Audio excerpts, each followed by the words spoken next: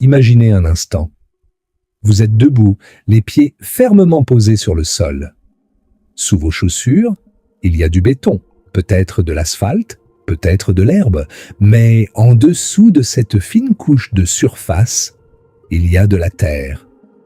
Et sous cette terre, il y a de la roche. Et sous cette roche, il y a encore plus de roches, couche après couche après couche, comprimées par le poids de millions, de centaines de millions, de milliards d'années. Chaque couche raconte une histoire. Chaque strate géologique est une page dans le plus grand livre jamais écrit, un livre que personne n'a lu en entier, un livre dont des chapitres entiers ont peut-être été arrachés par le temps lui-même. Et maintenant, posez-vous cette question. Ah, qu'une question si simple en apparence, mais si terrifiante dans ses implications. Et si nous n'étions pas les premiers à lire ce livre? Et si nous n'étions même pas les premiers à l'écrire?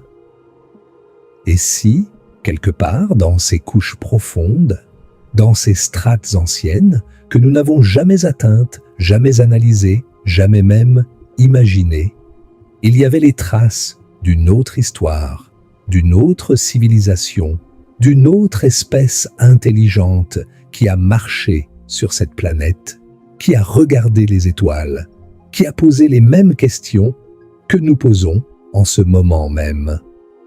C'est une idée qui semble sortir tout droit d'un film de science-fiction.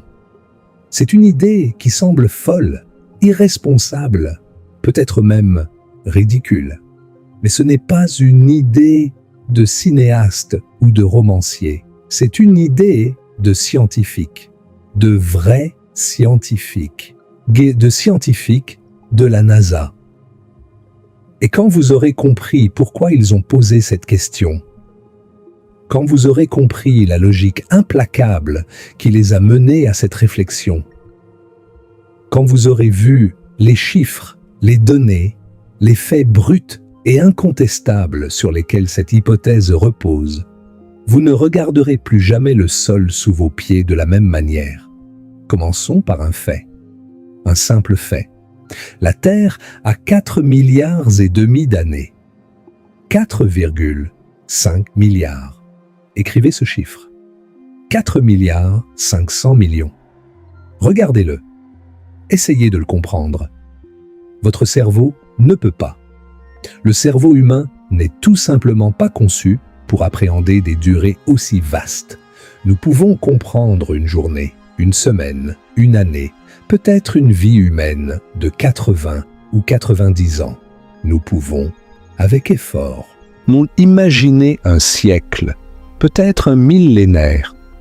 Mais 1 milliard d'années, c'est un concept qui dépasse fondamentalement notre architecture cognitive. Et pourtant, c'est dans cette immensité temporelle que se cache la réponse à notre question. Maintenant, considérez ceci. L'espèce humaine, Homo sapiens, existe depuis environ 300 000 ans. C'est notre meilleure estimation basée sur les fossiles les plus anciens que nous avons trouvés, principalement au Maroc, sur le site de Jebel Irhoud. 300 000 ans. Cela semble long, n'est-ce pas? Mais comparons.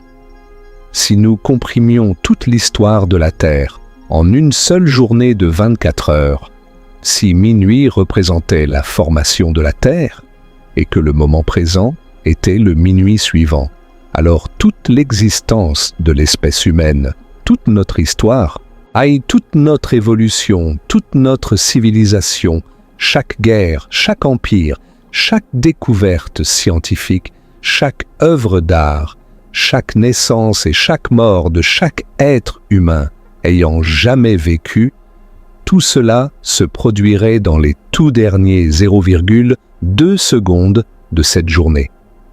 Pas les dernières minutes, pas les dernières secondes, les dernières fractions de secondes.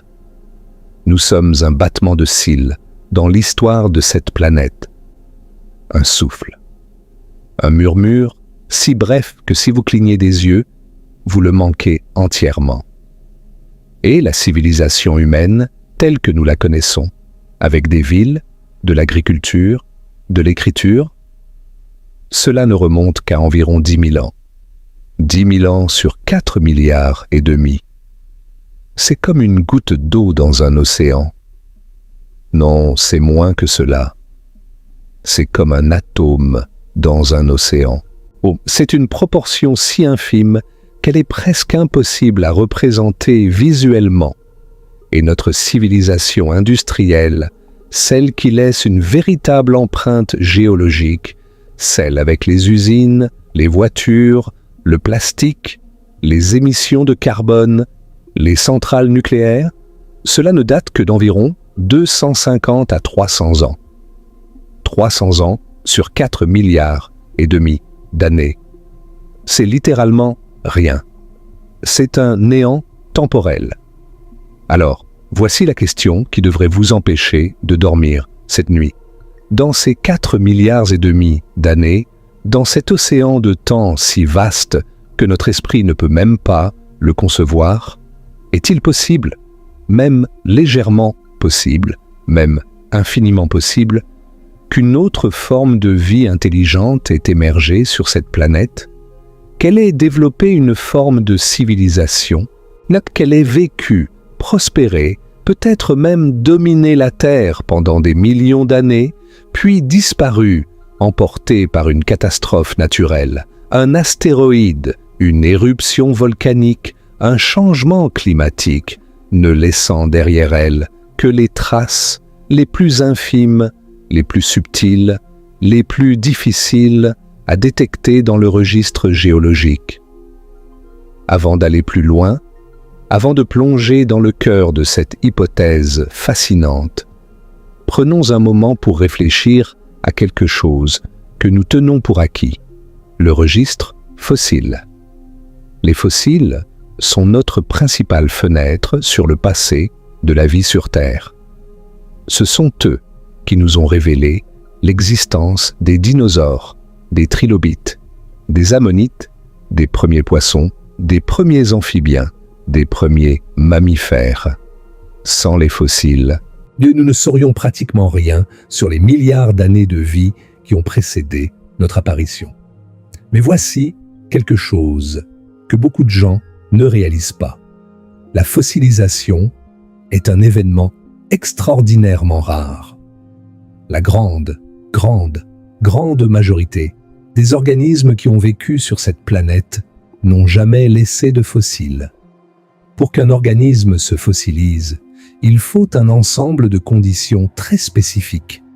L'organisme doit mourir dans un environnement où il sera rapidement recouvert de sédiments, eau, boue, sable, cendres volcaniques, quelque chose qui le protège de la décomposition et des charognards. Ensuite, au fil des millénaires, ces sédiments doivent se comprimer et se transformer en roches, et les restes de l'organisme doivent être progressivement remplacés par des minéraux, un processus appelé perminéralisation. Et ensuite, cette roche doit survivre pendant des millions d'années sans être détruite par l'érosion, les mouvements tectoniques, le métamorphisme ou la subduction dans le manteau terrestre. Et finalement, cette roche doit être exposée à la surface ou découverte par des humains qui la reconnaissent pour ce qu'elle est. Les estimations varient, mais les paléontologues pensent que moins de 0,01% de toutes les espèces ayant jamais vécu sur Terre sont représentées dans le registre fossile. Moins d'un centième de 1%. Cela signifie que pour chaque espèce que nous connaissons grâce aux fossiles, il y en a des milliers, peut-être des dizaines de milliers, que nous ne connaîtrons jamais. Des espèces entières, des écosystèmes entiers, des chapitres entiers de l'histoire de la vie sur Terre, effacés à jamais, ou sans laisser la moindre trace. Et si des espèces entières peuvent disparaître sans laisser de traces, pourquoi pas une civilisation? Pensez aux dinosaures un instant. Les dinosaures ont dominé la Terre pendant 165 millions d'années. 165 millions.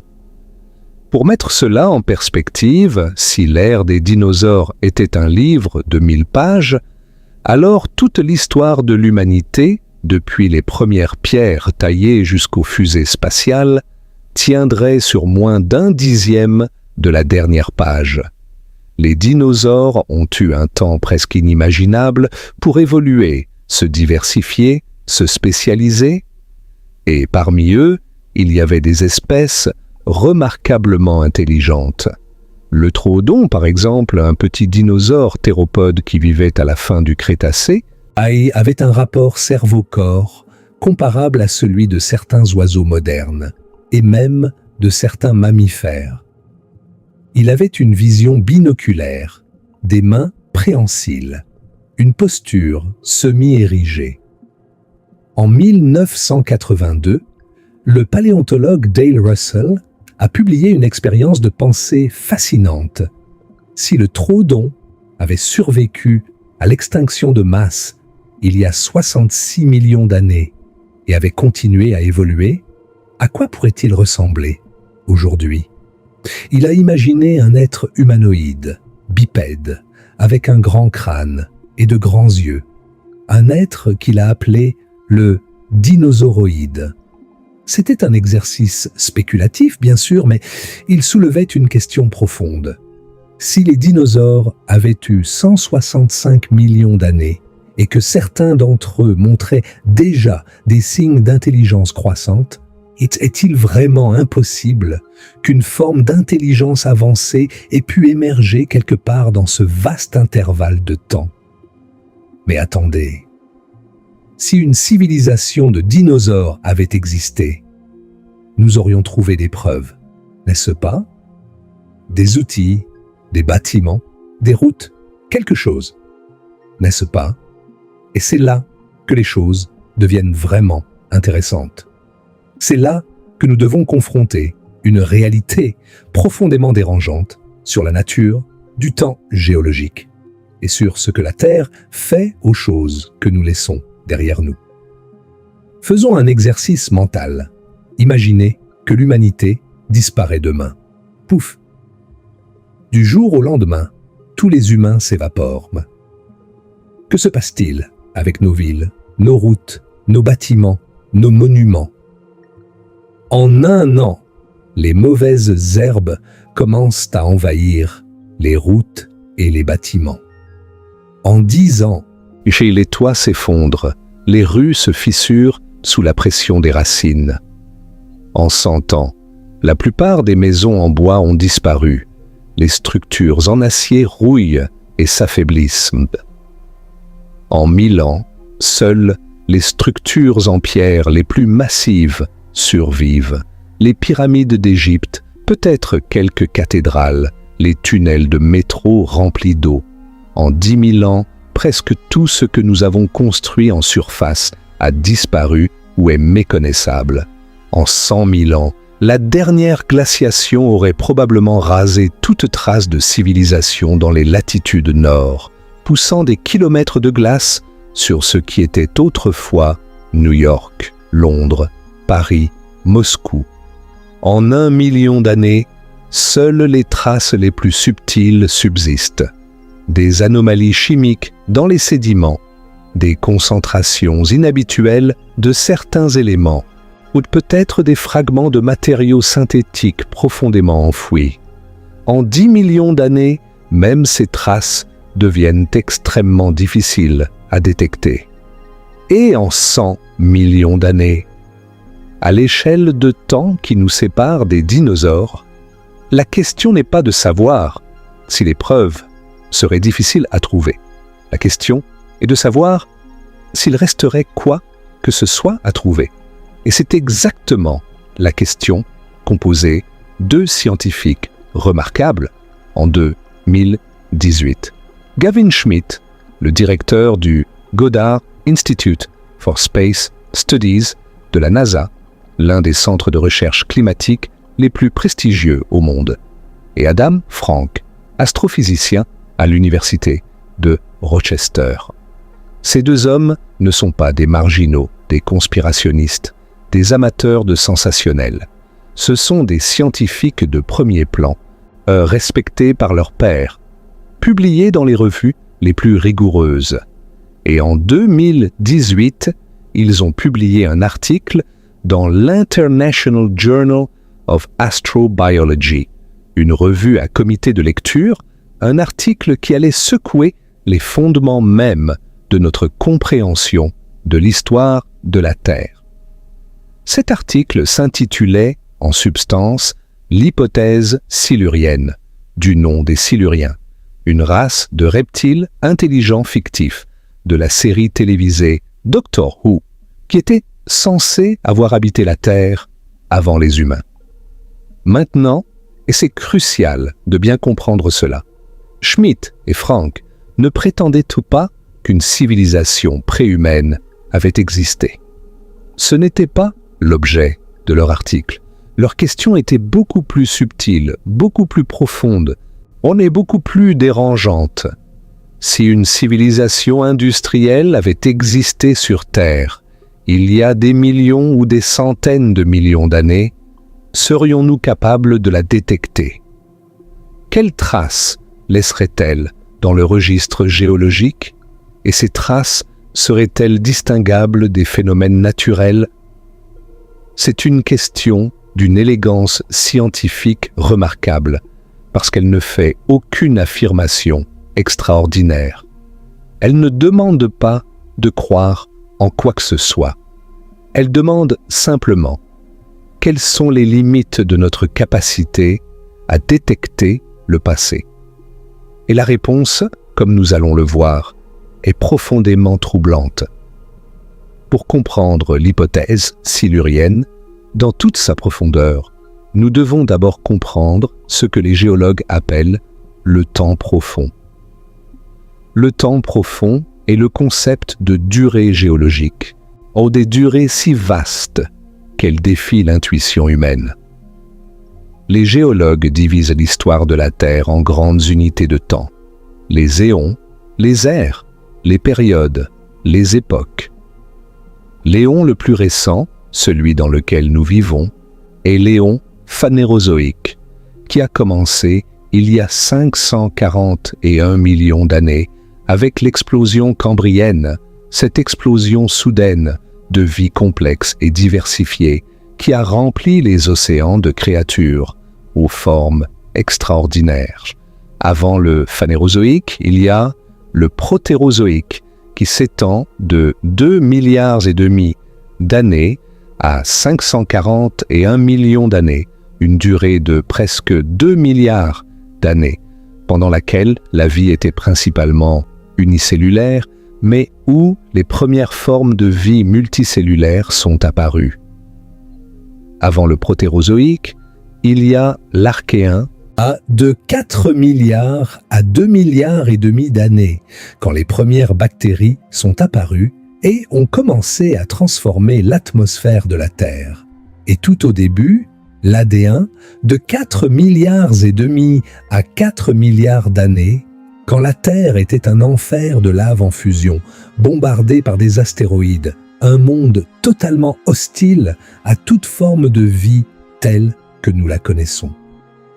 Maintenant, essayons une analogie pour saisir l'immensité de ces durées.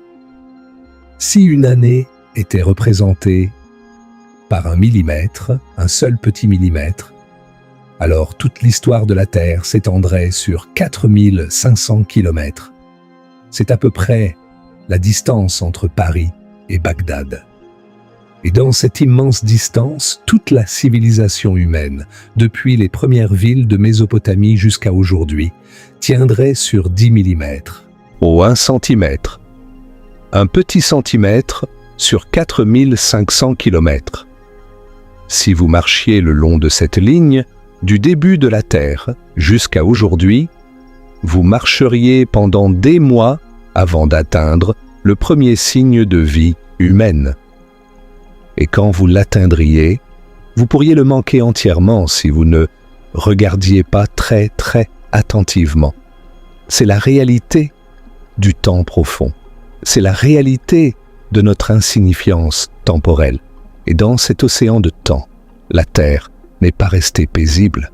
La Terre a subi des cataclysmes d'une violence inimaginable, des événements qui ont à chaque fois réinitialisé le compteur de la vie, effaçant des espèces entières, des écosystèmes entiers, des mondes entiers. Les paléontologues ont identifié 5 grandes extinctions de masse dans l'histoire de la Terre, ou à 5 événements où une proportion massive de toute vie sur la planète a été anéantie. La première, l'extinction de l'Ordovicien silurien, il y a 444 millions d'années, a éliminé environ 85% de toutes les espèces marines. La deuxième, l'extinction du Dévonien supérieur, il y a 372 millions d'années, a emporté environ 75% des espèces. La troisième, et la plus terrifiante de toutes, l'extinction du Permien-Trias, il y a 252 millions d'années, connue sous le nom de la Grande Mort, a anéanti 96% de toutes les espèces vivantes sur Terre. 96%. Imaginez un monde où presque tout ce qui vit dans les océans, sur les terres, dans les airs, disparaît en un clin d'œil géologique. La vie sur Terre a failli s'éteindre complètement. Il a fallu 10 millions d'années pour que la biodiversité commence à se reconstituer. La quatrième, l'extinction du Trias-Jurassique, il y a 201 millions d'années, a éliminé environ 80% des espèces. Et la cinquième, la plus célèbre, l'extinction du Crétacé-Paléogène, il y a 66 millions d'années, celle qui a mis fin au règne des dinosaures, provoqué par l'impact d'un astéroïde de 10 km de diamètre dans ce qui est aujourd'hui la péninsule du Yucatan au Mexique. Chacun de ces événements était essentiellement un bouton de réinitialisation. Chacun d'entre eux a effacé la majeure partie de l'ardoise de la vie et a permis à de nouvelles formes de vie d'émerger et de remplir les niches écologiques laissées vacantes. Et chacun d'entre eux aurait également été un événement d'effacement pour toute civilisation qui aurait pu exister. Si une civilisation avancée avait existé avant la grande mort du Permien, il y a 252 millions d'années, les processus géologiques combinés à la dévastation de l'extinction elle-même auraient eu 1/4 milliard d'années pour effacer toute trace. 1/4 milliard d'années. C'est une durée si vaste qu'elle rend même les civilisations les plus anciennes de l'histoire humaine, l'Égypte ancienne, Sumer, la civilisation de l'Indus, absolument insignifiante en comparaison. Et puis, il y a le facteur que beaucoup de gens oublient, le facteur le plus impitoyable de tous dans la destruction des preuves géologiques, la tectonique des plaques. La surface de la Terre n'est pas fixe. Donc elle est composée de grandes plaques qui flottent sur le manteau semi-liquide en dessous, se déplaçant lentement de quelques centimètres par an, mais inexorablement. Ces plaques se heurtent les unes aux autres, formant des montagnes. Elles s'éloignent les unes des autres, créant de nouvelles croûtes océaniques. Et, surtout, elles plongent les unes sous les autres dans des zones de subduction, entraînant d'anciennes croûtes océaniques dans les profondeurs du manteau terrestre, où elles sont fondues, recyclées, détruites. Ce processus de recyclage signifie que la croûte océanique est entièrement remplacée environ tous les 200 millions d'années. La plus ancienne croûte océanique que nous connaissons a environ 280 millions d'années. Tout ce qui était sur le fond océanique avant cela Tout ce qui y a été déposé et tout ce qui s'y est accumulé a été englouti dans le manteau et fondu, disparu, effacé, comme si cela n'avait jamais existé. Et quand on sait que 70% de la surface de la Terre est couverte par les océans, on commence à comprendre l'ampleur du problème.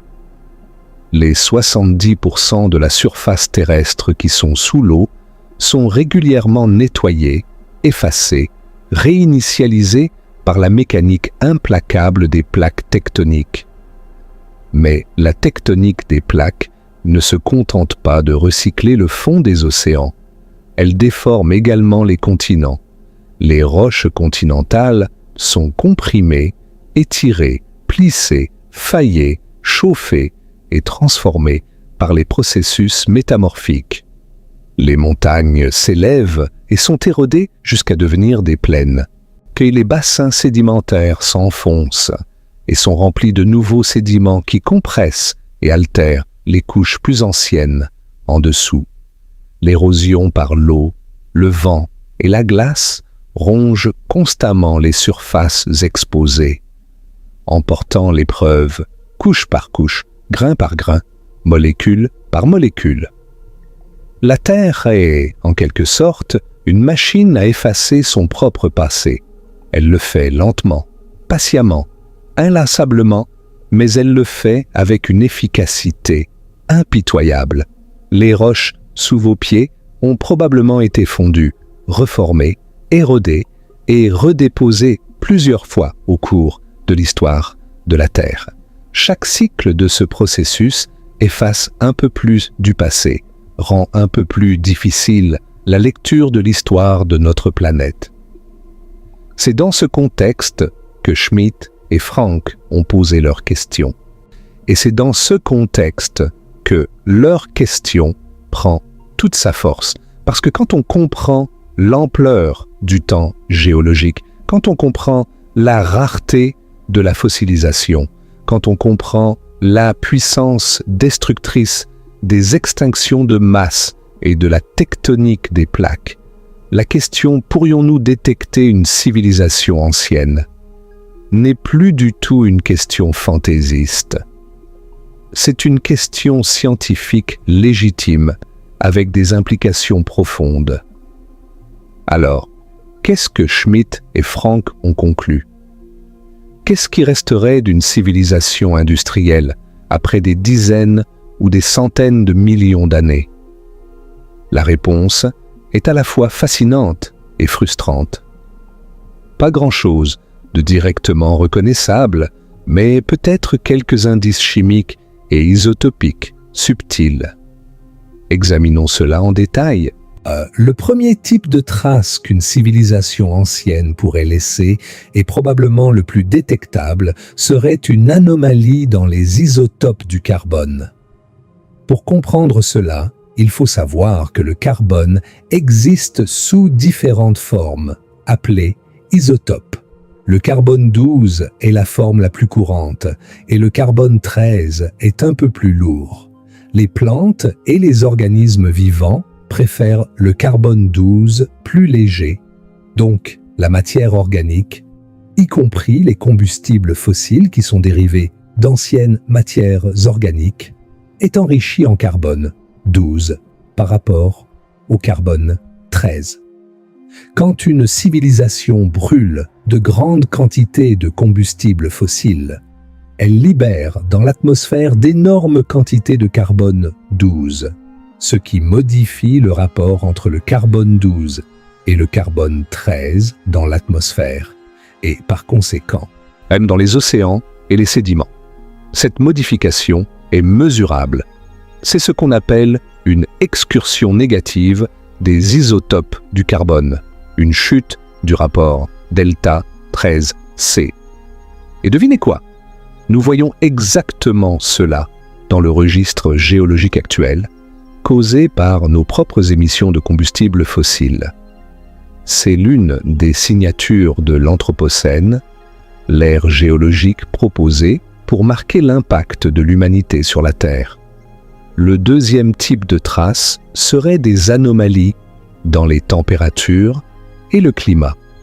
Une civilisation industrielle qui brûle des combustibles fossiles ou libère d'autres gaz à effet de serre provoquerait un réchauffement climatique rapide, exactement comme nous le faisons aujourd'hui. Ce réchauffement serait enregistré dans les sédiments océaniques, agi dans les rapports isotopiques de l'oxygène, dans les coquilles de foraminifères, dans les changements de composition des communautés de micro-organismes, dans les modèles de sédimentation. Un pic de température rapide à l'échelle géologique, c'est-à-dire se produisant sur quelques milliers à quelques dizaines de milliers d'années plutôt que sur des millions d'années, serait un signal d'alarme. Le troisième type de traces serait des anomalies chimiques dans les sédiments. Les métaux lourds, par exemple, le plomb, le mercure, le cadmium, seraient concentrés et dispersés dans l'environnement par les processus industriels. Les terres rares, utilisées dans la technologie moderne, pourraient laisser des concentrations inhabituelles. Et peut-être le plus intéressant de tout, les molécules synthétiques. Les plastiques, les chlorofluorocarbones, ou les composés organiques persistants, ce sont des molécules qui n'existent pas naturellement sur Terre. Si des traces de telles molécules étaient trouvées dans des sédiments anciens, ce serait un indice extraordinairement puissant. Mais le problème est que même les plastiques les plus résistants se dégradent au fil des millions d'années. Ils se fragmentent en microplastiques, puis en nanoplastiques, puis en leurs composants chimiques de base. Après des dizaines de millions d'années, même ces composants pourraient être indétectables ou indiscernables des composés organiques naturels. Le quatrième type de traces serait des perturbations dans les cycles biogéochimiques. L'agriculture à grande échelle perturbe les cycles de l'azote et du phosphore. L'exploitation minière et la construction perturbent les modèles de sédimentation. C'est que la déforestation modifie les taux d'érosion. Toutes ces perturbations pourraient potentiellement laisser des signatures dans le registre géologique, mais encore une fois, elles pourraient être difficiles à distinguer des perturbations naturelles causées par le volcanisme, les impacts d'astéroïdes ou les changements climatiques naturels. Et c'est là que réside le cœur du problème, le nœud gordien de l'hypothèse silurienne. Ce n'est pas que les traces seraient totalement absentes, c'est qu'elles pourraient ressembler exactement à des phénomènes naturels. Un pic de carbone 12 dans les sédiments, cela pourrait être une civilisation ancienne qui brûlait des combustibles fossiles. Mais cela pourrait aussi être une éruption volcanique massive ou une libération soudaine de méthane des hydrates de méthane du fond océanique, ou un changement dans les courants océaniques qui a modifié la productivité biologique.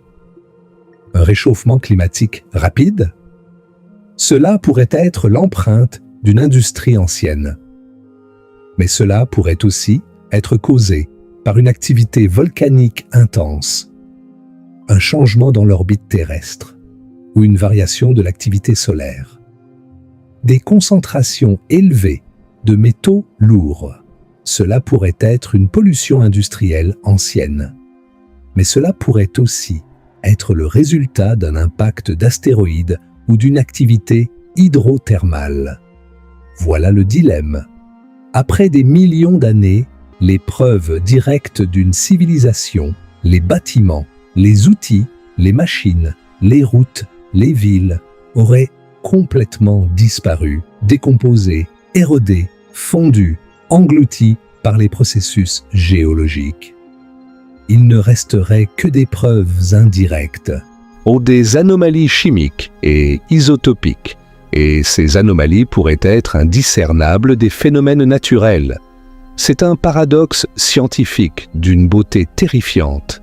Même si une civilisation avancée avait existé, nous pourrions ne jamais pouvoir le prouver, non pas parce que les preuves ont été détruites, mais parce que les preuves qui restent sont ambiguës. Et c'est exactement à ce point que Schmitt et Frank ont fait quelque chose de brillant.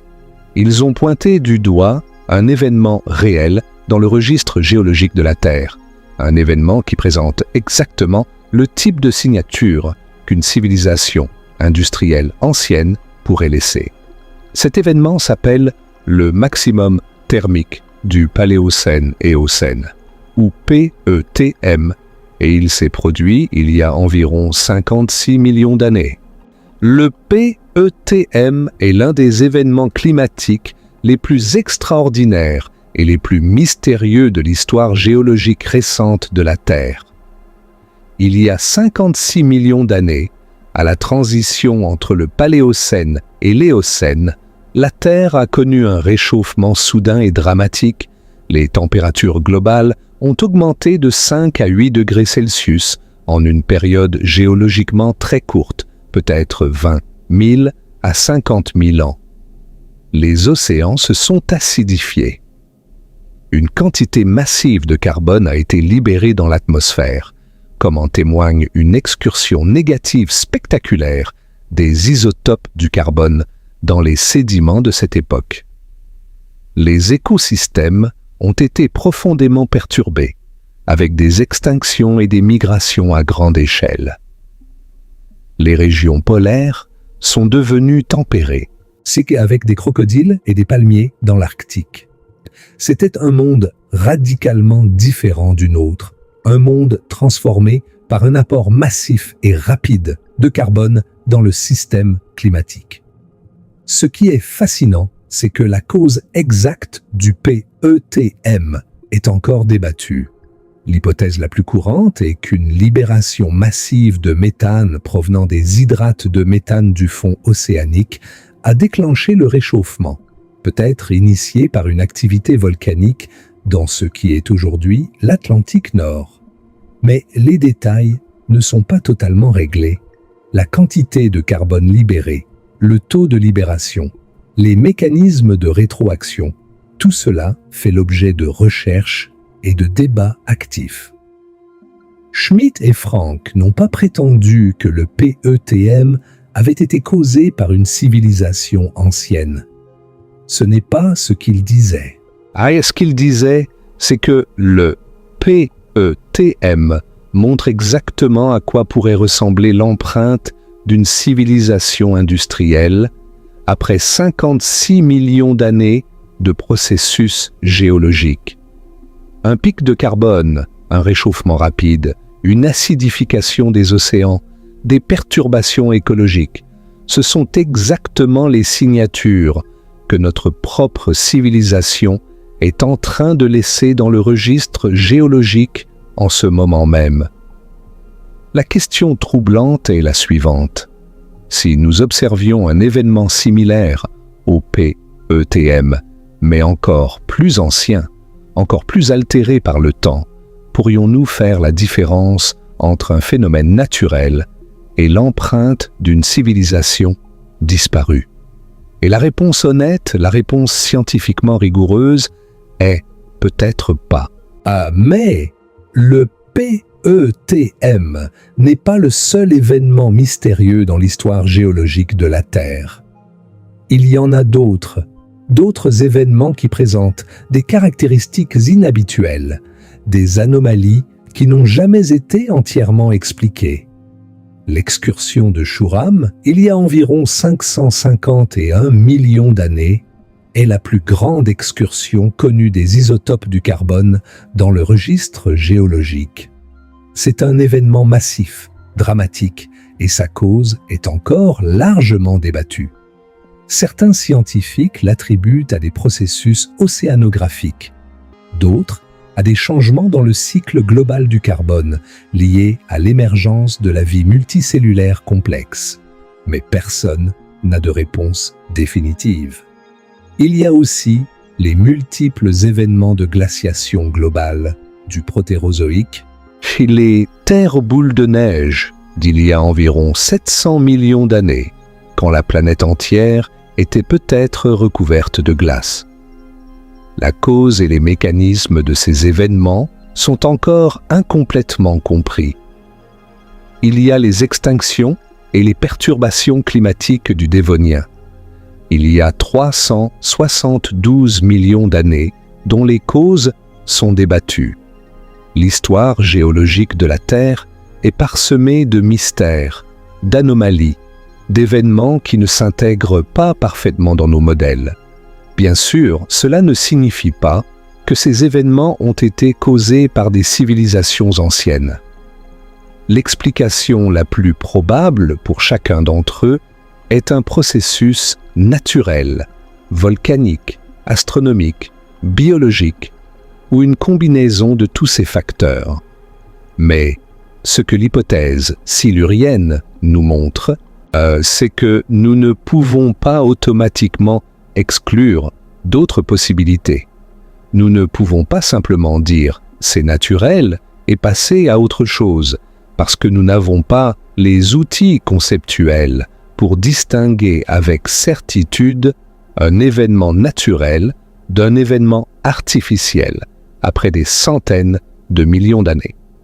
Poussons maintenant notre réflexion dans une direction encore plus profonde. Nous avons parlé des dinosaures comme candidats potentiels pour une civilisation préhumaine. Mais les dinosaures ne sont qu'une possibilité parmi d'autres, et peut-être pas la plus intéressante. Considérons les océans. Les océans couvrent 70% de la surface de la Terre. Ils sont l'habitat le plus vaste et le moins exploré de notre planète. Nous avons exploré en détail moins de 5% du fond océanique. Oui, les océans sont profonds, sombres, immenses, et ils abritent des formes de vie d'une complexité et d'une intelligence remarquables. Prenez les céphalopodes, le groupe qui comprend les pieuvres, les calmars et les seiches. Les pieuvres sont extraordinairement intelligentes. Elles peuvent résoudre des puzzles complexes, utiliser des outils, ouvrir des bocaux, s'échapper de leurs aquariums, reconnaître des visages humains individuels et même jouer. Leur système nerveux est fondamentalement différent du nôtre. Environ 2/3 de leurs neurones se trouvent dans leurs bras, pas dans leur cerveau central. Elles ont une forme d'intelligence distribuée, décentralisée, radicalement différente de tout ce que nous connaissons chez les mammifères. Et les céphalopodes sont anciens.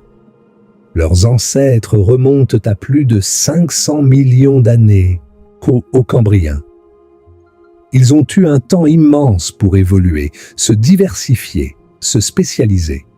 Maintenant, est-il possible qu'une civilisation céphalopode ait existé dans les océans de la Terre il y a des centaines de millions d'années?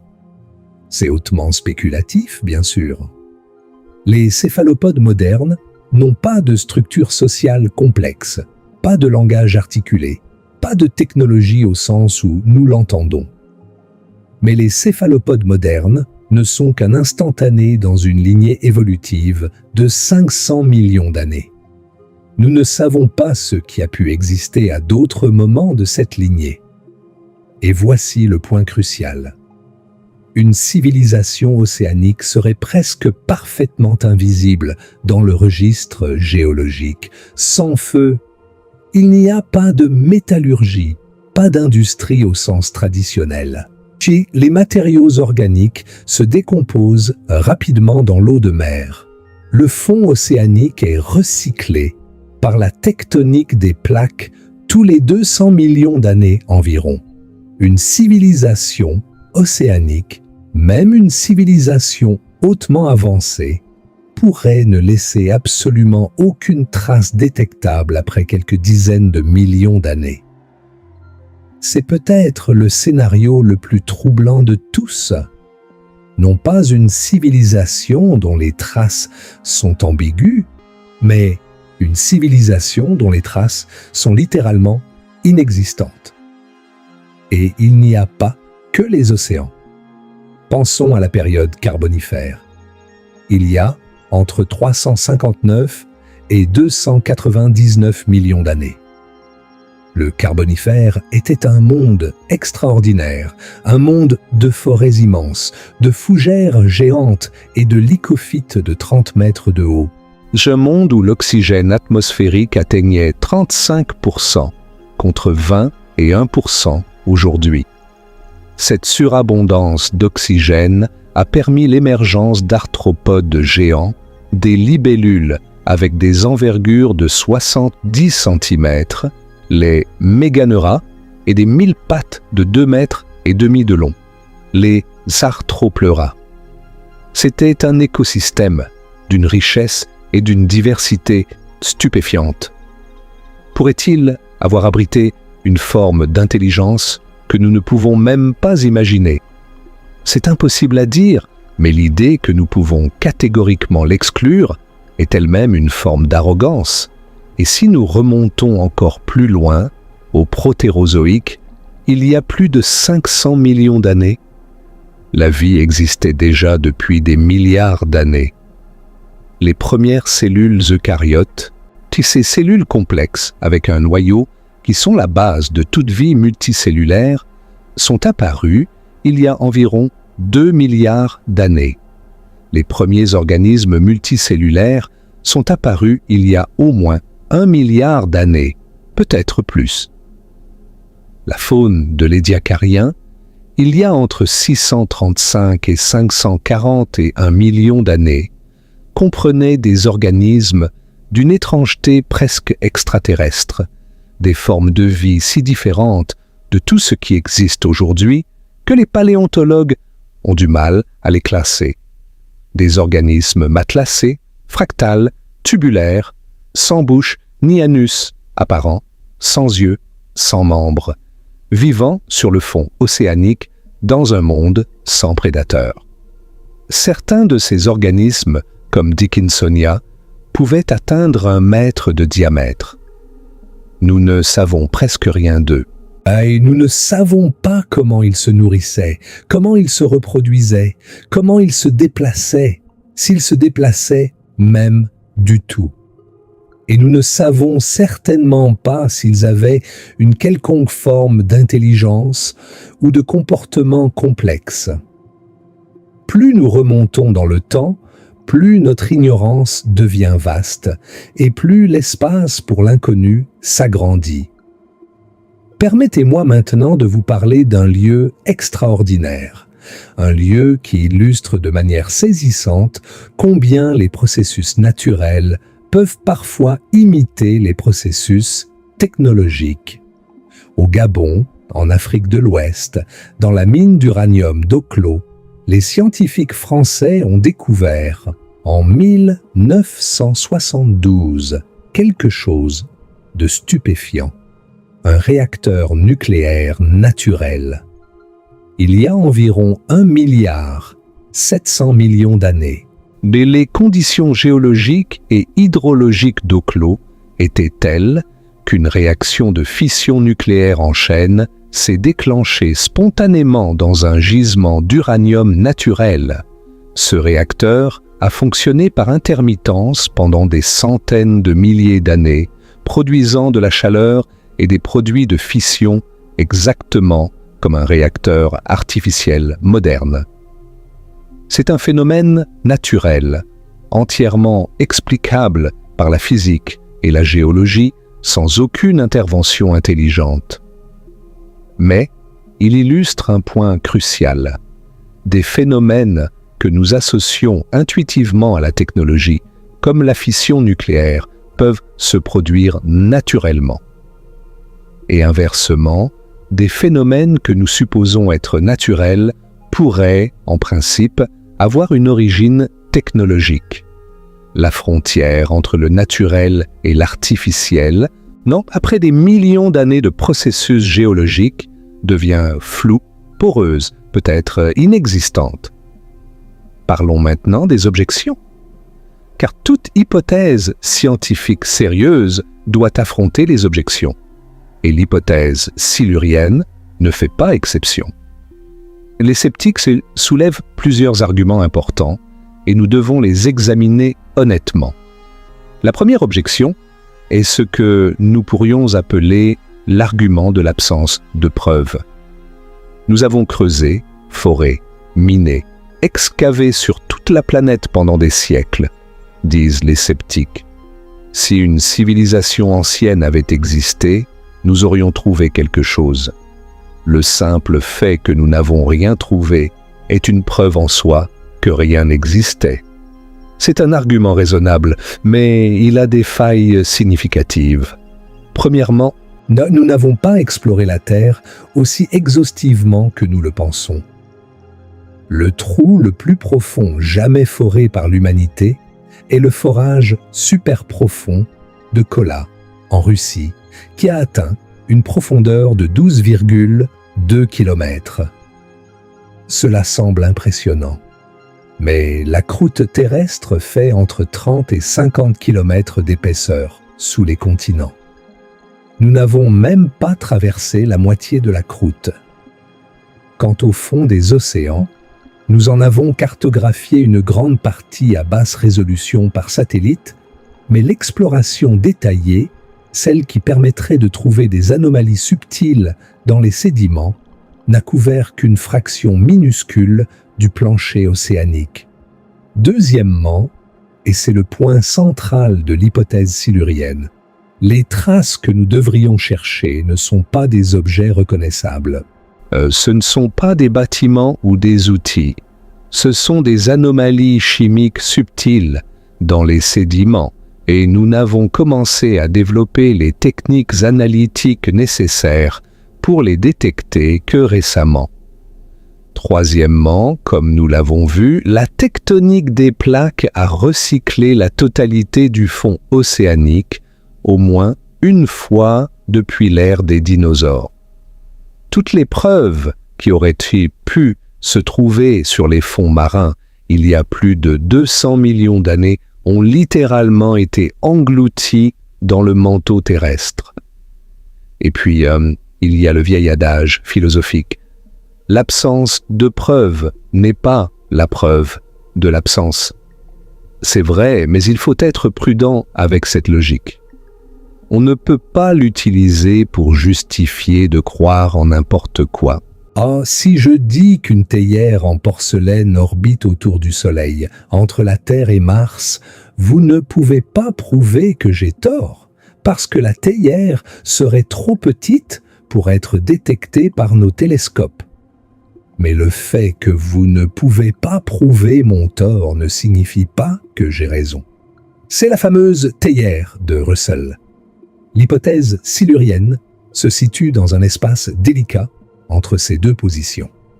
D'un côté, l'absence de preuves directes est significative et ne doit pas être ignorée.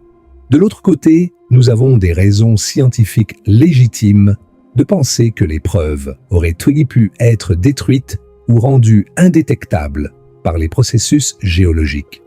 Ce n'est pas une question de foi.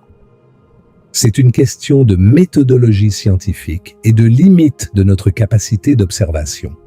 La deuxième objection majeure est l'argument du goulet d'étranglement de l'intelligence.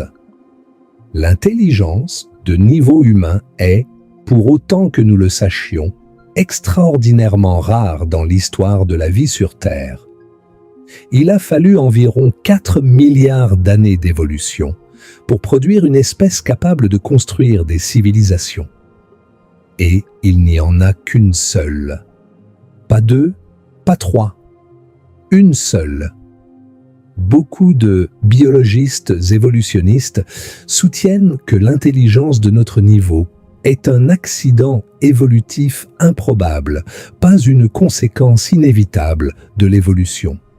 Stephen Jay Gould, l'un des plus grands évolutionnistes du XXe siècle, a célèbrement argumenté que si nous pouvions rembobiner la cassette de l'évolution et la rejouer depuis le début, le résultat serait radicalement différent. Ah, et il n'y aurait probablement pas d'êtres humains, ni rien qui leur ressemble. C'est un argument puissant. L'évolution convergente, le phénomène par lequel des organismes non apparentés développent indépendamment des caractéristiques similaires, est très courante pour certains traits. L'œil, par exemple, a évolué indépendamment au moins 40 fois dans l'histoire de la vie.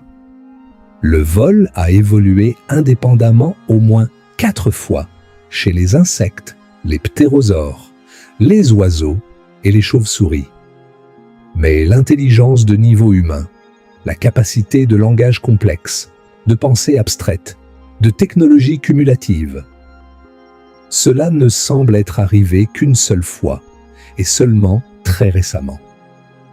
Si l'intelligence était un trait facile à évoluer, un trait que l'évolution tente à produire de manière fiable, et nous nous attendrions à le voir apparaître plusieurs fois, comme l'œil ou le vol. Le fait qu'il ne semble être apparu qu'une seule fois suggère que c'est soit très difficile, soit très improbable, soit les deux. Mais il y a un contre-argument important. Notre définition de l'intelligence est profondément anthropocentrique. Nous définissons l'intelligence en fonction de ce que les humains font. Langage, outils, technologie, civilisation urbaine. Mais qu'en est-il d'autres formes d'intelligence? Les dauphins ont des cerveaux plus grands que les nôtres et des structures sociales complexes. Les corbeaux utilisent des outils et peuvent résoudre des puzzles élaborés. Les pieuvres, comme nous l'avons vu, sont des solveurs de problèmes remarquables. Les colonies de fourmis construisent des structures d'une complexité stupéfiante et pratiquent l'agriculture depuis des millions d'années avant nous. Si nous élargissons notre définition de l'intelligence au-delà de ce qui ressemble à ce que font les humains, l'intelligence apparaît beaucoup plus fréquemment dans la nature. La question devient alors: une forme d'intelligence non humaine pourrait-elle développer une civilisation? Et si oui, à quoi ressemblerait-elle? Peut-être à rien de ce que nous pourrions reconnaître comme une civilisation. La troisième objection est l'argument de l'énergie. Toute civilisation technologique a besoin d'énergie. Notre civilisation est construite sur les combustibles fossiles, le charbon, le pétrole, le gaz naturel. Et la combustion de ces combustibles laisse une signature chimique claire dans le registre géologique. Si une civilisation ancienne avait fait la même chose, nous devrions pouvoir détecter cette signature. Mais que se passe-t-il si la civilisation en question n'utilisait pas de combustibles fossiles? Que se passe-t-il si elle utilisait des sources d'énergie différentes, des sources qui ne laissent pas les mêmes traces? L'énergie géothermique, l'énergie marémotrice, l'énergie solaire, la biomasse renouvelable ou même des sources d'énergie que nous n'avons pas encore imaginées. Une civilisation qui n'a jamais traversé de révolution industrielle basée sur les combustibles fossiles laisserait une empreinte géologique radicalement différente de la nôtre, peut-être si différente que nous ne la reconnaîtrions pas, même si nous la voyions. Non, et puis, il y a l'argument des ressources minérales. Si une civilisation antérieure avait extrait et utilisé des minerais, des métaux, des ressources naturelles, nous devrions pouvoir détecter l'épuisement de ces gisements. Mais ici encore, le temps géologique joue en faveur de l'effacement. Les processus géologiques régénèrent les gisements minéraux au fil des millions d'années. L'activité hydrothermale crée de nouveaux gisements de sulfure métallique sur le fond océanique. L'activité volcanique redistribue les éléments du manteau vers la surface. La sédimentation concentre certains minéraux dans de nouveaux gisements. Après des dizaines de millions d'années, les traces de l'extraction minière seraient probablement indétectables, noyées dans le bruit de fond des processus géologiques naturels. Ah, il y a un autre angle fascinant que nous devons explorer. Et c'est la question de ce que notre propre civilisation laissera derrière elle. Parce que, en étudiant l'empreinte que nous sommes en train de créer, nous pouvons mieux comprendre ce qui pourrait subsister d'une civilisation ancienne. Les scientifiques qui étudient l'Anthropocène, l'époque géologique proposée pour marquer l'impact de l'humanité sur la Terre, ont identifié un certain nombre de marqueurs qui caractériseraient notre civilisation dans le registre géologique futur. Les microplastiques, tout d'abord. Des particules de plastique microscopiques ont été trouvées partout, dans les fosses océaniques les plus profondes, dans les glaces de l'Arctique, au sommet du mont Everest, dans le placenta des bébés humains, dans la pluie, dans l'air que nous respirons. Là, ces microplastiques sont en train de se déposer dans les sédiments du monde entier, créant une couche distincte qui sera visible dans le registre géologique pendant des millions d'années, peut-être. Mais après combien de temps se décomposeront-ils entièrement? Quelques dizaines de millions d'années, quelques centaines de millions d'années, nous ne sommes pas sûrs. Ensuite, il y a les retombées radioactives des essais nucléaires, les explosions nucléaires atmosphériques des années 1950 et 1960 ont dispersé des isotopes radioactifs spécifiques comme le carbone 14 et le plutonium 239 dans l'atmosphère du monde entier, créant un pic distinct et global dans le registre sédimentaire. C'est un marqueur clair, net, instantané, le genre de signal qu'un futur géologue pourrait identifier sans ambiguïté. Mais le carbone 14 a une demi-vie de seulement 5730 ans, il sera indétectable dans quelques dizaines de milliers d'années. Le plutonium 239 a une demi-vie de 24 000 ans. Il durera plus longtemps, mais pas indéfiniment. Il y a aussi le béton. L'humanité a produit tellement de béton qu'il est devenu le matériau manufacturé le plus abondant sur Terre. Il y a des estimations selon lesquelles la masse totale de béton sur Terre dépasse celle de toute la biomasse végétale de la planète. Le béton est relativement durable, mais il se dégrade aussi avec le temps, la carbonatation, les cycles de gel et de dégel, l'attaque chimique, l'érosion.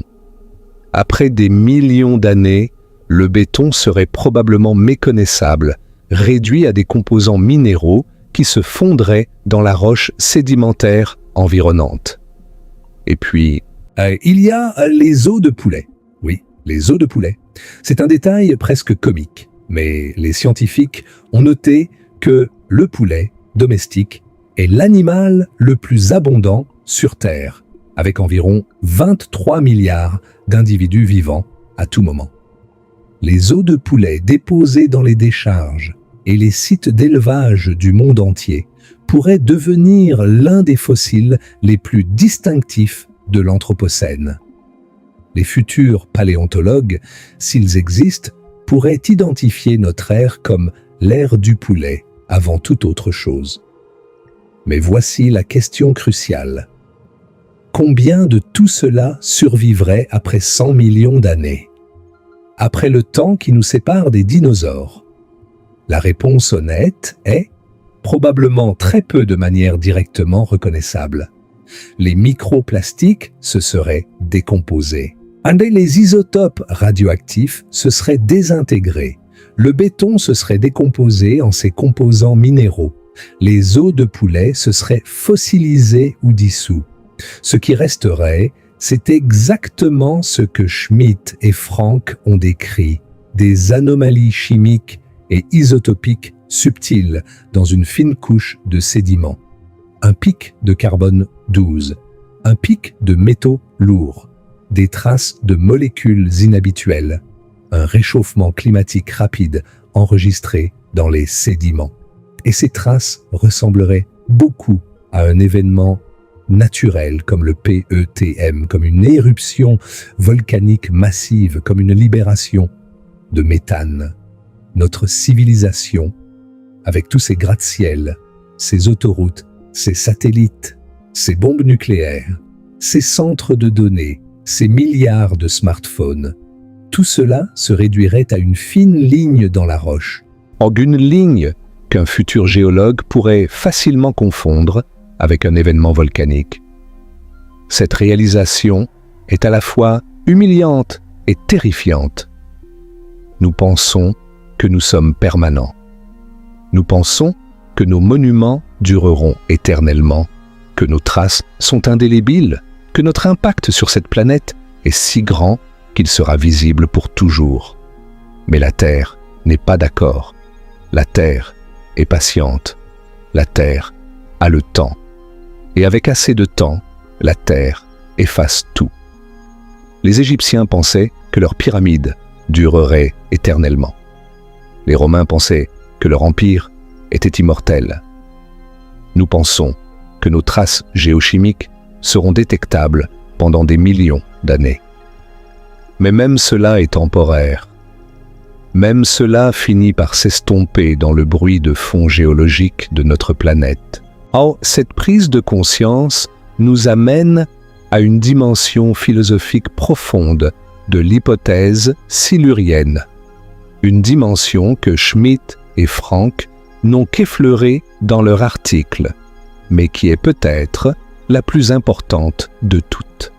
Si notre civilisation, avec toute sa puissance technologique, ne sera qu'une fine couche ambiguë dans le registre géologique dans 100 millions d'années, cela soulève des questions fondamentales sur la nature de la permanence, de la signification, de l'héritage. Que signifie construire une civilisation si la Terre elle-même finira par l'effacer? Que signifie laisser un héritage si cet héritage est condamné à l'oubli géologique? Ces questions ne sont pas seulement scientifiques, elles sont existentielles. Elles touchent au cœur même de ce que signifie être humain, être mortel, ou qu'être temporaire dans un univers indifférent. Mais il y a aussi une dimension profondément pratique à cette réflexion. Et c'est la question de la durabilité. Schmitt et Frank, souvenez-vous, sont des climatologues et des astrophysiciens. Leur intérêt pour l'hypothèse silurienne n'était pas purement académique. Il était motivé par une préoccupation très concrète, le changement climatique. En étudiant ce qu'une civilisation industrielle laisserait dans le registre géologique, ils étudiaient indirectement l'impact à long terme de notre propre civilisation industrielle sur le système terrestre. Et ce qu'ils ont trouvé est profondément troublant, parce que si notre empreinte géochimique ressemble au PETM, et que le PETM a provoqué un bouleversement écologique majeur, des extinctions, une acidification des océans, un réchauffement dramatique, chez Salor, nous sommes en train de reproduire un scénario qui, dans le passé, a eu des conséquences catastrophiques. Et c'est là que l'hypothèse silurienne se connecte à un concept encore plus vaste, le grand filtre. Le grand filtre est une idée proposée par l'économiste Robin Hanson pour expliquer le paradoxe de Fermi, le fait que malgré les milliards d'étoiles et de planètes potentiellement habitables dans notre galaxie, nous n'avons trouvé aucune preuve de civilisation extraterrestre. Le grand filtre propose qu'il y a une ou plusieurs étapes dans l'évolution de la vie intelligente qui sont extraordinairement difficiles à franchir, si difficiles que presque toutes les civilisations échouent et s'éteignent avant de les atteindre. Peut-être que le filtre est l'émergence de la vie elle-même. Peut-être que c'est le passage de la vie unicellulaire à la vie multicellulaire. Peut-être que c'est le développement de l'intelligence. Ou peut-être, et c'est la possibilité la plus inquiétante, le filtre est devant nous. Peut-être que le grand filtre est la transition d'une civilisation industrielle à une civilisation durable, et que la plupart des civilisations échouent à cette transition, se détruisant elles-mêmes par la surconsommation de ressources, la pollution, le changement climatique, la guerre. Si l'hypothèse silurienne est vraie, si des civilisations antérieures ont existé et se sont effondrées, alors leur effondrement pourrait être un avertissement pour nous. Pas un avertissement écrit dans un langage que nous pouvons lire, mais un avertissement inscrit dans la chimie même des roches, et un avertissement que nous commençons à peine à avoir les outils pour déchiffrer. Et peut-être que le message de cet avertissement est simple, mais terrible. Les civilisations industrielles sont peut-être intrinsèquement autolimitantes. Peut-être que chaque civilisation qui émerge sur une planète finit par brûler ses ressources trop vite, par modifier son environnement de manière irréversible et par s'effondrer, ne laissant derrière elle qu'une fine couche d'anomalies chimiques dans les sédiments. Une fine couche qui sera un jour interprétée comme un événement naturel par la prochaine civilisation qui émergera des millions d'années plus tard. C'est une vision cyclique de l'histoire planétaire qui fait écho à des traditions philosophiques et spirituelles anciennes. Dans l'hindouisme, où l'univers passe par des cycles de création et de destruction appelés kalpas, chacun durant des milliards d'années. Les Mayas avaient leur compte long, un calendrier qui s'étendait sur des millions d'années et qui parlait de mondes successifs, créés et détruits. Les Hopis d'Amérique du Nord parlent de 4 mondes successifs, chacun détruit par un cataclysme, le nôtre étant le 4e.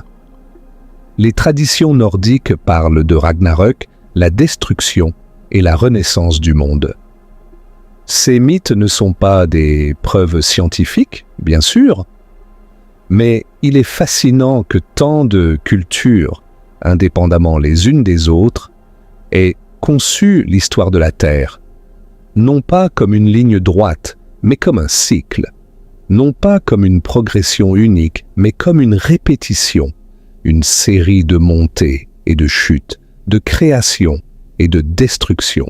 Était-il en train d'exprimer, sous forme mythologique, une intuition profonde sur la nature cyclique de la vie sur cette planète? Nous ne pouvons pas le savoir, mais la question mérite d'être posée. Revenons maintenant à la science pure et dure. L'hypothèse silurienne a des implications profondes qui vont bien au-delà de la question de savoir si une civilisation terrestre antérieure a existé. Elle a des implications directes pour la façon dont nous recherchons la vie et l'intelligence dans l'univers. Considérez Mars. Mars est, après la Terre, la planète du système solaire qui a le plus intrigué les scientifiques à la recherche de vie. Il y a des preuves accablantes que Mars avait autrefois de l'eau liquide à sa surface, des rivières, des lacs, peut-être même un océan couvrant une grande partie de l'hémisphère nord. Mars avait aussi probablement une atmosphère plus épaisse et un champ magnétique qui la protégeait du vent solaire. Les conditions à la surface de Mars primitif, il y a environ 3,5 milliards à 4 milliards d'années, étaient peut-être assez similaires à celles de la Terre primitive. La vie a-t-elle émergé sur Mars? C'est une question ouverte. C'est l'une des grandes questions de l'astrobiologie. Mais allons plus loin. Si la vie a émergé sur Mars, a-t-elle eu le temps de se complexifier, de développer des formes multicellulaires, de produire de l'intelligence? Mars a perdu son champ magnétique il y a environ 4 milliards d'années, ce qui a conduit à la perte progressive de son atmosphère et de son eau de surface. Mais avant cela, pendant les premières centaines de millions d'années de son histoire, Mars était potentiellement habitable. 4 milliards d'années, c'est un temps immense. Sur Terre, la vie est apparue relativement rapidement, peut-être dans les premières centaines de millions d'années après la formation de la planète. Si la vie est apparue aussi rapidement sur Mars, elle a peut-être eu des centaines de millions d'années pour évoluer avant que les conditions ne deviennent inhospitalières. Et voici le lien avec l'hypothèse silurienne. Si nous avons du mal à détecter une civilisation ancienne sur notre propre planète, avec un accès direct aux roches et aux sédiments, comment espérons-nous détecter une civilisation ancienne sur Mars à des millions de kilomètres, avec des rovers qui ne peuvent analyser qu'une poignée de roches? Le problème est amplifié d'un ordre de magnitude. Et c'est exactement le genre de réflexion que l'hypothèse silurienne a été conçue pour stimuler. Ce n'est pas seulement une question sur le passé de la Terre. C'est une question sur la méthodologie de la recherche de vie intelligente dans l'univers. C'est une question sur les limites de notre capacité à lire l'histoire des planètes. Et avec le télescope spatial James Webb et la nouvelle génération de télescopes au sol, nous commençons à analyser les atmosphères des exoplanètes, des planètes en orbite autour d'autres étoiles. Nous cherchons des biosignatures, des signes chimiques de vie comme l'oxygène, le méthane ou des combinaisons de gaz qui ne pourraient être maintenues que par des processus biologiques. Et nous commençons à chercher des technosignatures, des signes chimiques de technologie, comme les chlorofluorocarbones ou d'autres polluants industriels qui ne pourraient pas exister naturellement. Mais l'hypothèse silurienne nous rappelle que la frontière entre les biosignatures naturelles et les technosignatures peut être floue. Si une civilisation extraterrestre a existé et s'est effondrée il y a des millions d'années, les traces de sa pollution pourraient ressembler à des processus géologiques naturels. Nous pourrions observer une exoplanète, détecter des anomalies dans son atmosphère et les attribuer à des processus volcaniques ou géochimiques, alors qu'en réalité, nous observons les vestiges d'une civilisation éteinte. L'hypothèse silurienne nous invite à être plus créatifs, plus prudents, plus ouverts dans notre interprétation des données. Non, il y a un autre aspect de cette hypothèse qui est rarement discuté, mais qui est profondément fascinant. La question de la Lune. La Lune est, en un sens, un musée géologique de la Terre. Contrairement à la Terre, la Lune n'a pas de tectonique des plaques, pas d'atmosphère, pas d'eau liquide, pas d'érosion significative. Les empreintes de pas laissées par les astronautes d'Apollo sur la Lune sont encore là, intactes, et elles y resteront pendant des millions d'années. La surface lunaire est un registre quasi permanent de tout ce qui lui est arrivé. Et parmi les choses qui arrivent à la Lune, il y a les impacts. Quand un astéroïde frappe la Terre, il projette des débris dans l'espace, et certains de ces débris se retrouvent sur la Lune. De même, et les impacts sur la Lune elle-même ont créé des couches de régolithes lunaires qui contiennent des informations sur l'environnement spatial des 4 derniers milliards d'années. Si une civilisation terrestre ancienne avait existé et avait été détruite par une catastrophe comme un impact d'astéroïde, il est concevable que des débris contenant des preuves de cette civilisation aient été projetées sur la Lune. Ces preuves, protégées par l'absence d'érosion et de tectonique, pourraient survivre pendant des milliards d'années sur la surface lunaire.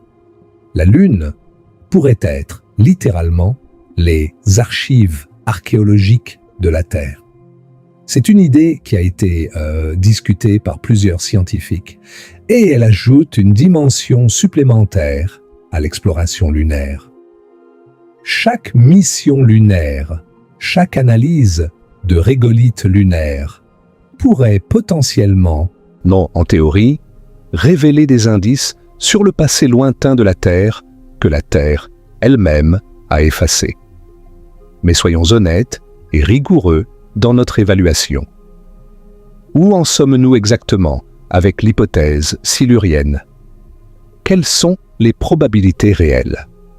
Classons les possibilités par ordre de vraisemblance. La possibilité la plus probable est que nous sommes effectivement la première et la seule civilisation technologique à avoir jamais existé sur Terre. L'intelligence de notre niveau est peut-être un accident évolutif extraordinairement rare, et les 4,5 milliards d'années d'histoire de la Terre n'ont produit qu'un seul essai réussi, le nôtre. C'est l'explication la plus simple, la plus parcimonieuse, celle qui ne nécessite pas d'hypothèse supplémentaire. Le rasoir d'Occam favorise cette interprétation. Chez la deuxième possibilité, un peu moins probable, mais pas impossible, est que des espèces intelligentes ont existé dans le passé, mais n'ont jamais développé de technologie ou de civilisation au sens où nous l'entendons. Les dauphins, les pieuvres, les corbeaux sont intelligents aujourd'hui, mais ils n'ont pas construit de ville. Des espèces similaires, ou même plus intelligentes, ont pu exister dans le passé sans laisser de traces technologiques, simplement parce que l'intelligence ne mène pas nécessairement à la technologie. La troisième possibilité, encore moins probable, est qu'une civilisation technologique a existé, mais a laissé des traces si subtiles qu'elles sont indétectables ou indiscernables des phénomènes naturels. C'est le cœur de l'hypothèse silurienne. C'est improbable, mais pas réfutable, à ce qui est à la fois sa force et sa faiblesse scientifique.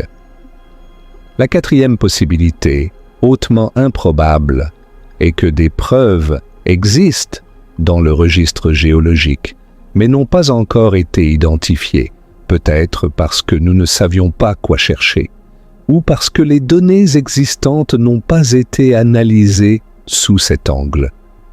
Avec le développement de l'intelligence artificielle et de l'apprentissage automatique appliqué à l'analyse des données géologiques, cette possibilité, aussi mince soit-elle, pourrait être explorée de manière plus systématique dans les décennies à venir. Et la cinquième possibilité, extrêmement improbable, est que des preuves ont été trouvées et n'ont pas été reconnues pour ce qu'elles sont, interprétées à tort comme des phénomènes naturels. C'est la possibilité la plus spéculative, mais c'est aussi celle qui découle le plus directement de l'argument central de Schmitt et Frank. Il est essentiel de souligner que l'hypothèse silurienne se distingue fondamentalement des théories du complot et de la pseudoscience. Elle ne fait pas de revendications extraordinaires. Elle ne prétend pas qu'une civilisation ancienne a existé. Elle pose une question méthodologique. Comment saurions-nous? C'est une question scientifique légitime, posée par des scientifiques légitimes, publiée dans une revue légitime. Et c'est une question qui a des implications pratiques pour la recherche de vie dans l'univers. La différence entre l'hypothèse silurienne et les théories du complot sur les anciens astronautes ou les civilisations perdues est la différence entre un scientifique qui dit « nous ne savons pas » et un charlatan qui dit « je sais » et on nous cache la vérité. L'hypothèse silurienne est un exercice d'humilité épistémique, une reconnaissance des limites de notre connaissance, et c'est exactement ce qui la rend si précieuse. Approfondissons encore cette réflexion en nous demandant ce qu'il faudrait pour prouver, ou du moins pour fournir des preuves convaincantes, qu'une civilisation ancienne a existé. Quel serait le coup de grâce probant, la preuve irréfutable? Le candidat le plus évident serait un objet clairement artificiel trouvé dans une couche géologique ancienne et non perturbée. Un morceau de métal usiné, un fragment de céramique avec des motifs réguliers, un artefact reconnaissable dans une roche datée de centaines de millions d'années. Mais ici, il y a un problème pratique. Au fil des millions d'années, même les matériaux les plus durables se dégradent, se corrodent, se décomposent, se transforment. Le métal rouille et se dissout. La céramique peut être détruite par la pression et la chaleur. Le verre se recristallise. Après 100 millions d'années, il est difficile d'imaginer quel artefact pourrait survivre intact. Et même s'il survivait, comment pourrions-nous le distinguer d'une formation géologique naturelle, inhabituelle? La nature produit parfois des formes qui ressemblent à des artefacts artificiels, des cristaux géométriques, des concrétions sphériques, des structures tubulaires régulières. Le marteau de Londres. J'ai un marteau apparemment trouvé dans une roche ancienne du Texas est un exemple célèbre d'un objet qui a été brandi comme preuve d'une civilisation ancienne, mais qui est en fait un artefact moderne qui a été encastré dans une roche par des processus géologiques relativement récents. La datation de l'objet lui-même, par opposition à la roche qui l'entoure, a montré qu'il était moderne. Des erreurs comme celle-ci sont courantes dans le domaine des artefacts hors contexte, et elles soulignent la nécessité d'une rigueur scientifique extrême dans l'évaluation de telles découvertes. Un deuxième type de preuve convaincante serait la détection d'un produit chimique synthétique dans des sédiments anciens, un composé qui ne peut absolument pas se former par des processus naturels connus. Certains polymères synthétiques, certains composés organochlorés, certains fluorocarbures pourraient être des candidats. Mais ici encore, il y a des complications. Après des millions d'années de processus géologiques, ces composés se seraient probablement décomposés en fragments moléculaires plus simples, des fragments qui pourraient être impossibles à distinguer des composés organiques naturels. Un troisième type de preuve serait un motif de plusieurs anomalies simultanées dans la même couche de sédiments. Exactement le type de motif que notre propre civilisation est en train de créer. Un pic de carbone 12, combiné à un pic de métaux lourds, combiné à un réchauffement climatique rapide, combiné à une acidification des océans, combiné à des traces de molécules inhabituelles. Le tout dans une couche de sédiments très mince, correspondant à une période géologiquement brève. C'est le type de preuve que Schmitt et Frank considèrent comme le plus prometteur. Ce n'est pas un coup de grâce unique, mais un faisceau d'indices convergents qui, pris ensemble, seraient difficiles à expliquer par un seul processus naturel. Un quatrième type de preuve, peut-être le plus excitant, serait la découverte de déchets nucléaires dans des sédiments anciens. Les réacteurs nucléaires produisent des isotopes spécifiques qui ne se forment pas naturellement, ou du moins pas dans les mêmes proportions. si des concentrations anormales de certains isotopes radioactifs étaient trouvées dans des sédiments anciens, dans des proportions incompatibles avec les processus naturels connus comme le réacteur d'eau clos. Cela pourrait être un indice extrêmement convaincant. Mais bien sûr, les isotopes radioactifs se désintègrent avec le temps, et après des centaines de millions d'années, beaucoup d'entre eux seraient tombés en dessous du seuil de détection. Et enfin, il y a la Lune, comme nous en avons discuté. La découverte de matériaux clairement artificiels dans le régolithe lunaire, des matériaux provenant de la Terre et datés de centaines de millions d'années, serait peut-être la preuve la plus convaincante de toutes. La Lune est un conservateur naturel, un musée sans gardien, préservant des preuves que la Terre a depuis longtemps détruites. Mais nous n'avons analysé qu'une infime fraction de la surface lunaire. Et la probabilité de trouver de tels matériaux, même s'ils existent, est extraordinairement faible. Ce qui ressort de tout cela, c'est que la preuve d'une civilisation ancienne, si elle existe, serait extrêmement subtile, profondément ambiguë et presque impossible à distinguer avec certitude des phénomènes naturels. Ce n'est pas une théorie que nous pourrons jamais prouver de manière définitive, à moins d'une découverte extraordinaire et totalement inattendue. C'est plutôt un cadre de pensée, une lentille à travers laquelle examiner le registre géologique, un rappel constant que notre connaissance du passé de la Terre est incomplète, fragmentaire et biaisée par les limites de nos outils et de notre imagination. Mais parlons maintenant de quelques idées connexes, des idées qui élargissent encore le champ de réflexion, ouvert par l'hypothèse silurienne. La première est la panspermie. Ni l'idée que la vie sur Terre pourrait avoir été ensemencée par des matériaux biologiques provenant de l'espace, transportés par des météorites ou des comètes. Si la vie peut voyager entre les planètes, voire entre les systèmes stellaires, alors la question de l'origine de la vie sur Terre devient encore plus complexe. Et si la vie elle-même peut voyager dans l'espace, pourquoi pas les traces d'une civilisation? Des civilisations avancées pourraient-elles ensemencer d'autres planètes, non seulement avec de la vie, mais avec des informations, des technologies, des traces de leur existence? La deuxième idée connexe est ce que certains appellent l'hypothèse du zoo. L'idée que des civilisations avancées existent, mais choisissent de ne pas se révéler à nous, nous observant de loin comme nous observons les animaux dans un zoo.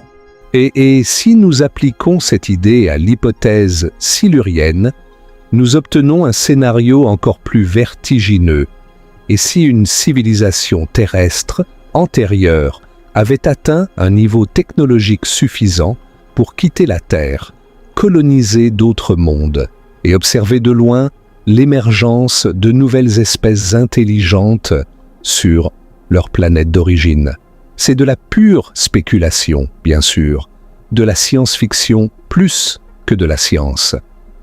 Mais c'est le genre de spéculation qui naît naturellement quand on pousse les implications de l'hypothèse silurienne à leurs limites logiques.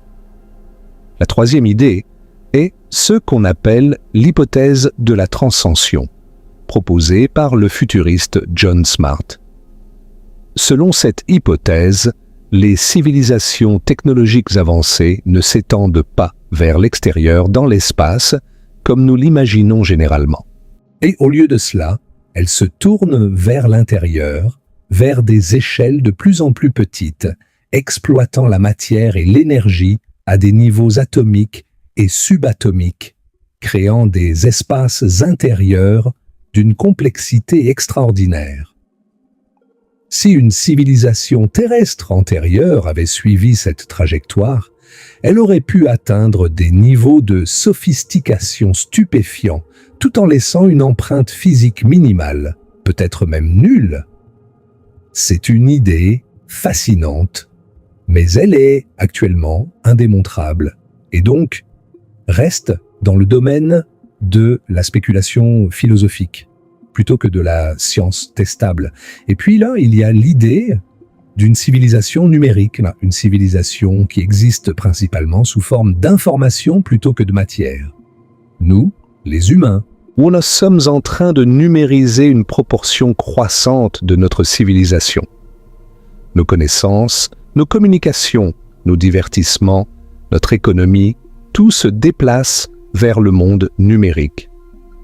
Si cette tendance se poursuit, on peut imaginer un futur où la civilisation existe principalement sous forme d'informations stockées et traitées par des ordinateurs avec une empreinte physique minimale. Une civilisation ancienne qui aurait suivi une trajectoire similaire pourrait avoir existé pendant des millions d'années, en laissant une empreinte géologique négligeable. Bien sûr, les supports de stockage numérique se dégradent aussi avec le temps, probablement plus vite que la plupart des matériaux physiques. Mais l'idée soulève une question intéressante sur ce que signifie réellement exister en tant que civilisation. et sur les biais de notre recherche de preuves. Permettez-moi maintenant d'approfondir un aspect que nous avons brièvement évoqué, mais qui mérite une exploration plus complète. L'application de l'équation de Drake au contexte terrestre. L'équation de Drake, formulée par l'astronome Frank Drake en 1961, est un cadre pour estimer le nombre de civilisations extraterrestres communicantes dans notre galaxie. Elle prend en compte des facteurs comme le taux de formation d'étoiles, la fraction d'étoiles avec des planètes, la fraction de ces planètes qui sont habitables, la probabilité que la vie émerge sur une planète habitable, et ainsi de suite. Nous pouvons formuler une version terrestre de cette équation. Au lieu de nous demander combien de civilisations il y a dans la galaxie, nous pouvons nous demander combien de civilisations il y a eu dans l'histoire de la Terre. Les facteurs seraient la durée de l'histoire de la Terre durant laquelle la vie complexe a existé, environ 540 millions d'années si nous nous limitons au Phanérozoïque, ou plus d'1 milliard d'années si nous incluons les premiers multicellulaires. La probabilité qu'une espèce développe l'intelligence dans un intervalle de temps donné. La probabilité qu'une espèce intelligente développe une civilisation technologique. Et la durée typique d'une civilisation technologique avant qu'elle ne s'effondre ou ne se transforme. Nous n'avons qu'un seul point de données, nous-mêmes, ce qui rend les estimations extrêmement incertaines. Mais si nous prenons les chiffres les plus optimistes, et si nous supposons que l'intelligence est un résultat relativement probable de l'évolution complexe, que la vie complexe a existé sur Terre pendant au moins 500 millions d'années, et que les civilisations technologiques durent typiquement quelques milliers à quelques millions d'années, alors la possibilité de civilisations multiples au cours de l'histoire de la Terre n'est pas absurde mathématiquement.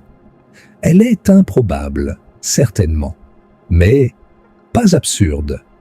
Et inversement, si nous prenons les chiffres les plus pessimistes, si l'intelligence de notre niveau est un événement d'une improbabilité presque miraculeuse, un coup de chance cosmique qui ne se produit qu'une fois par planète, voire moins, alors nous sommes presque certainement les premiers et les seuls.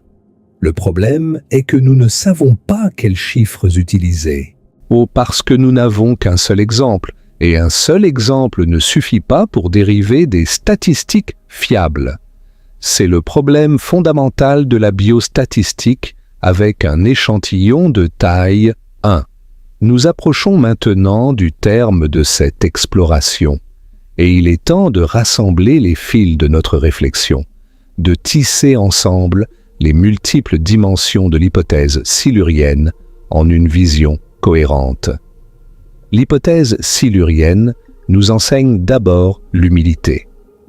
L'humilité face à l'immensité du temps géologique. L'humilité face aux limites de notre connaissance. L'humilité face à la petitesse de notre existence dans le contexte de l'histoire de la Terre. Nous existons depuis une fraction infinitésimale de l'histoire de notre planète, et pourtant, nous avons l'audace de croire que nous comprenons cette histoire dans sa totalité. Et l'hypothèse silurienne nous rappelle qu'il y a des chapitres entiers du livre de la Terre que nous n'avons jamais lus, et peut-être que nous ne pourrons jamais lire. Elle nous rappelle que l'absence de preuves, surtout sur des échelles de temps de centaines de millions d'années, n'est pas la même chose que la preuve de l'absence. L'hypothèse silurienne nous enseigne ensuite la rigueur méthodologique. Elle nous montre comment une question apparemment fantaisiste peut être abordée avec les outils de la science, transformée en hypothèse testable, examinée sous l'angle de la chimie, de la géologie, de la physique, de la biologie. Elle nous montre que la science n'est pas un ensemble de réponses figées, mais un processus dynamique de questionnement, d'investigation, de remise en question. Et les meilleurs scientifiques ne sont pas ceux qui ont les meilleures réponses. Ce sont ceux qui posent les meilleures questions. Et Schmitt et Frank ont posé une question brillante. L'hypothèse silurienne nous enseigne aussi la prudence dans notre recherche de vie extraterrestre. Si nous ne pouvons pas détecter avec certitude une civilisation ancienne sur notre propre planète, avec un accès direct aux roches et aux sédiments, nous devons être beaucoup plus prudents dans nos interprétations des données provenant de Mars, d'Europe, d'Encelade, des exoplanètes. Nous devons développer des outils plus sophistiqués, des méthodes plus sensibles, des cadres conceptuels plus larges. Nous devons être prêts à remettre en question nos hypothèses sur ce qu'une civilisation devrait ressembler et sur les traces qu'elle devrait laisser. Et l'hypothèse silurienne nous enseigne enfin, peut-être surtout, la responsabilité. Parce que si les civilisations technologiques sont intrinsèquement autolimitantes, si le schéma de montée rapide, consommation excessive, effondrement est inscrit dans la logique même de la civilisation industrielle, alors nous sommes face à un choix existentiel. Nous pouvons suivre le chemin qui mène à l'effondrement en continuant à brûler des combustibles fossiles, à détruire des écosystèmes, à acidifier les océans, à modifier le climat de notre planète de manière irréversible. Ou nous pouvons choisir un chemin différent, un chemin de durabilité, d'équilibre, de respect des limites planétaires. L'hypothèse silurienne ne nous dit pas quelle voie choisir, mais elle nous montre, avec une clarté glaciale, que ce qui attend les civilisations qui choisissent la première voie, l'oubli, l'effacement, la réduction à une fine couche de chimie anormale dans une roche que personne ne lira jamais. Pensez à cette image un moment. Toute notre civilisation, tous nos espoirs, nos rêves, nos amours, nos guerres, nos découvertes, nos erreurs, nos triomphes, nos tragédies. Shakespeare, Einstein, Mozart, la Grande Muraille de Chine, les pyramides d'Égypte, la Station spatiale internationale, Internet, les premiers pas sur la Lune, les milliards de vies vécues et perdues au fil des millénaires. Tout cela réduit dans 100 millions d'années à un léger changement dans le rapport isotopique du carbone dans une couche de sédiments de quelques centimètres d'épaisseur. Un changement qu'un futur géologue, qu'il soit humain ou non, pourrait attribuer à une éruption volcanique particulièrement intense ou à une libération de méthane océanique. Ce n'est pas une vision déprimante, ou peut-être l'est-elle, mais c'est surtout une vision qui met les choses en perspective. Nous ne sommes pas le centre de l'univers. Nous ne sommes pas le but de l'évolution. Nous ne sommes pas la raison d'être de cette planète. Nous sommes un chapitre dans un livre immensément long, un chapitre qui pourrait être extraordinairement bref si nous ne faisons pas attention. Et l'hypothèse silurienne nous invite à nous demander combien de chapitres ont déjà été écrits et effacés avant le nôtre.